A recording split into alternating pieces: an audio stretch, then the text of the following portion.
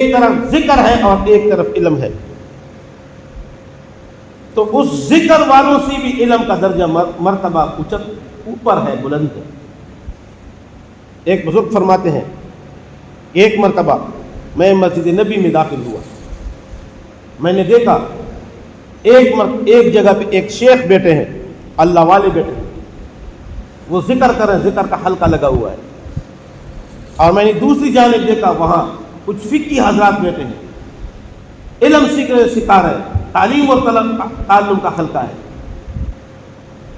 تو میں نے نماز پڑھی، جب میں نماز سے فارغ ہوا تو میں اس کشمکش کے اندر ڈوبا رہا کہ میں ذکر والوں کے پاس چلا جاؤں، چونکہ فلانے صوفی صاحب ہیں، فلانے حضرت ہیں، ان کی مجلس میں بیٹھوں گا تو مجھے بھی کچھ نصیب ہو جائے گا۔ اور پھر دوسری طرف دیکھتا تو تعلیم اور تعلم کا حلقہ تھا، تو میرا دل یہ چاہ رہا تھا کہ میں ان کے ساتھ بیٹھوں، کچھ سیکھ لوں گا ان سے۔ تو بہر تقدیر میں یہ فیصلہ نہ کر سکا کہ میں ذکر والوں کے پاس چلا جاؤں یا علم والوں کے پاس چلا جاؤں۔ فرماتے ہیں اس کشمکش کے اندر میں مسجد سے نکلا، گھر آیا، رات کو سو گیا۔ میں نے رات کو خواب دیکھا، خواب میں مجھے بتایا گیا کہ اگر آپ علمی مجلس میں جا کے ادھر بیٹھ جاتے تو وہاں پر آپ جبرائیل علیہ السلام کو بھی پا لیتے۔ علم کا حلقہ اتنا عظیم حلقہ ہے، اتنا بہترین حلقہ ہے علم کا، کہ اگر آپ ان علماء کے پاس جاتے، ان فقی حضرات کے پاس چلے جاتے، ان کے ساتھ بیٹھ جاتے تو وہاں پر آپ جبرائیل علیہ السلام کو بھی پاتے، یعنی جبرائیل علیہ السلام بھی آ کر وہاں بیٹھے۔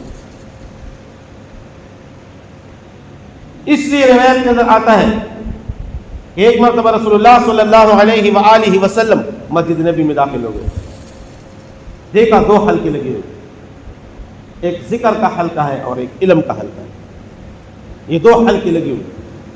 تو رسول اللہ صلی اللہ علیہ وآلہ وسلم نے فرمایا کل علی خیر، یہ دونوں جو ہے یہ خیر کے اوپر ہیں، یہ علم کا حلقہ بھی خیر کے اوپر ہے اور یہ ذکر والا حلقہ یہ بھی خیر کے اوپر ہے، یعنی دونوں دین کی خیر کی بلائی کی باتیں ہیں۔ ذکر کرنا یہ بھی بلائی ہے، نیکی ہے، اور علم حاصل کرنا یہ بھی نیکی اور بلائی ہے۔